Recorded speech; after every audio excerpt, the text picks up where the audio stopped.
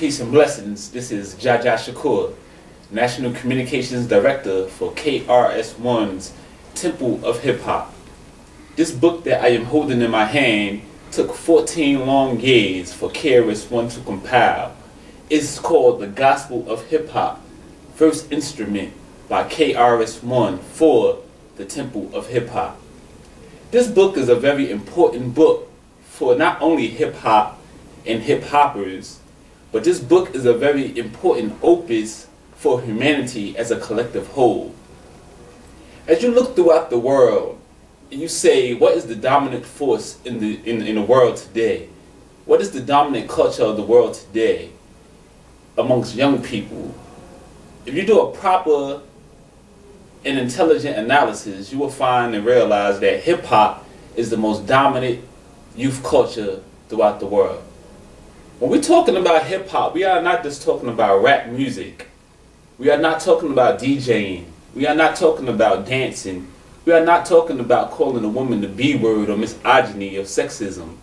When we talk about hip hop, we are talking about a perceptual ability that transforms subjects and objects in an effort to express the character of one's inner being.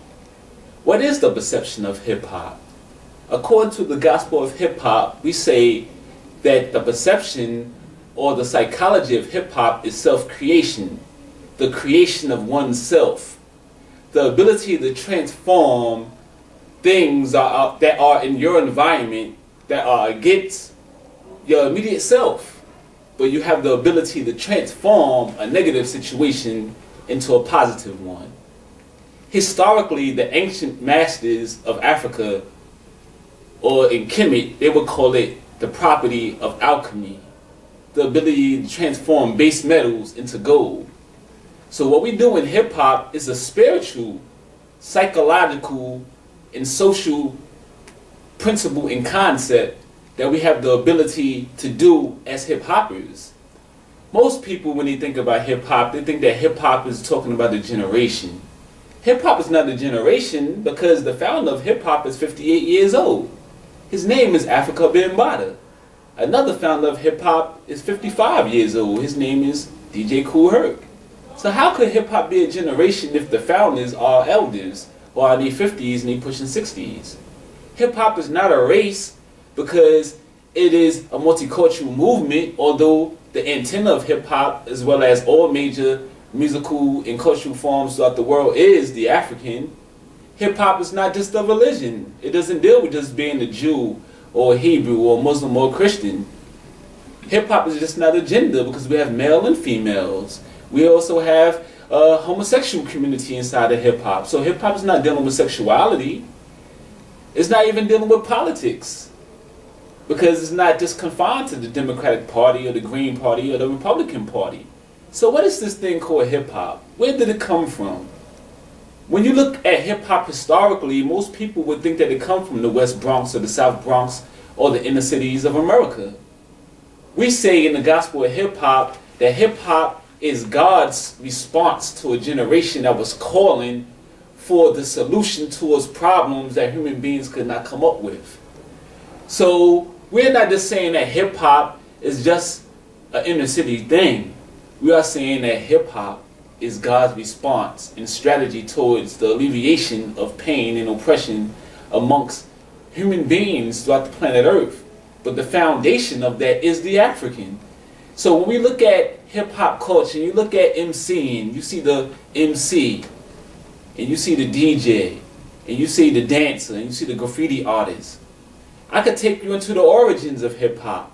In the African origins of hip hop, I'm writing something right now called The African Origins of Hip Hop, the study of an ancient people in modern times. And in that opus that I am writing, we are talking about how the MC today is yesterday's African griot. Today's DJ is yesterday's drummer. Today's breakdancer is yesterday's Kupagani Ngume warrior. And today's graffiti writer is yesterday's hieroglyphic writer. As you look into the walls of Kemet, what is now called Egypt, and you see the hieroglyphics on the walls of Kemet, what is now known today as Egypt. Not only are those hieroglyphics in Egypt, those hieroglyphics or those graph writers today You could go into Mexico, what is now called Mexico, you can see the same thing. You go into Belize and you see the same thing. Because hip-hop is a strategy to overcome political oppression, economic exploitation, and social degradation. Lastly, in closing, I would like to say to my sisters and brothers out there who are misrepresenting hip-hop and thinking that hip-hop is calling the woman the B-word, or have your pants sagging, or may think that, you know, being a gangster or being a killer is hip-hop. That is not necessarily hip-hop. Gangsterism is actually an American concept that comes from Italian, the Jewish, and the Irish Mafia. Study your history. It's a book called Hitman, where it talks about how the Italian, the Irish, and the Jewish Mafia used bootleg moonshine with Joseph Kennedy, the father of John F. Kennedy, to create the entire music industry. So when you are looking at Waka Flocka Flame, or you're looking at T.I., or you're looking at a person like Lil Wayne, or what you think is gangster rap, what you are looking at is the remnant of a music industry that has coached our youth to be that way. So we in the Temple of Hip Hop, which is KRS-One's organization, we have a large job to do. And our job is cleaning the public image of hip hop, changing the image of hip hop. The origins of hip hop is not based upon nothing that you see today, because the multinational corporations has co-opted the image of the rap music industry and make it seem as if the rap music industry is hip hop.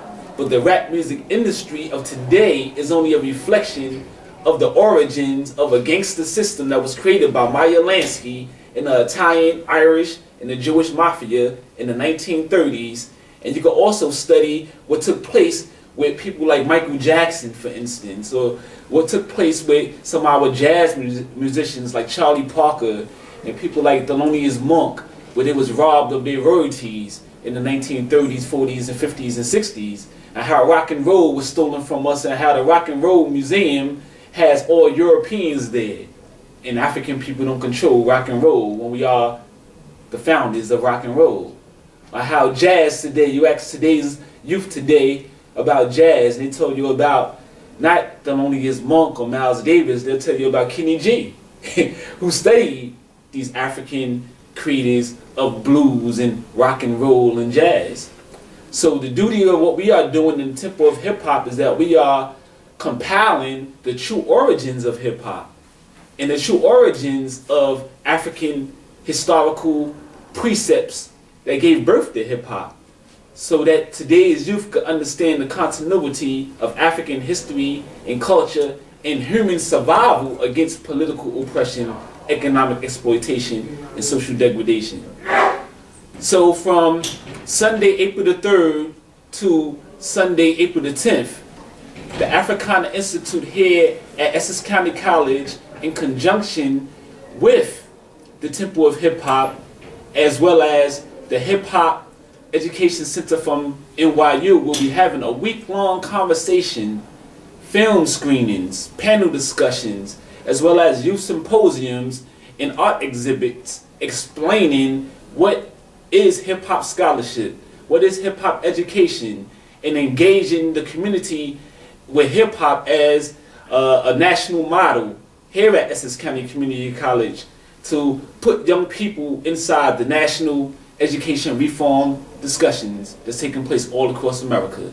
So please come to this particular conference that's going to take place in April. And I am so thankful of one of my big brothers by the name of Dr. Calfani, who has the humble heart to understand that rap music and hip-hop culture are not the same thing. And he is the one who came to me 2 years ago after going to the Jazz Institute down at Rutgers University. He told me that we have to do something about hip-hop so that we as an African people could have control over our creations and have control over hip-hop and institute it here at Essex County Community College. So I am so thankful to the God of my understanding for having an individual like him to be a mentor to myself as well as to the young people in the hip-hop nation.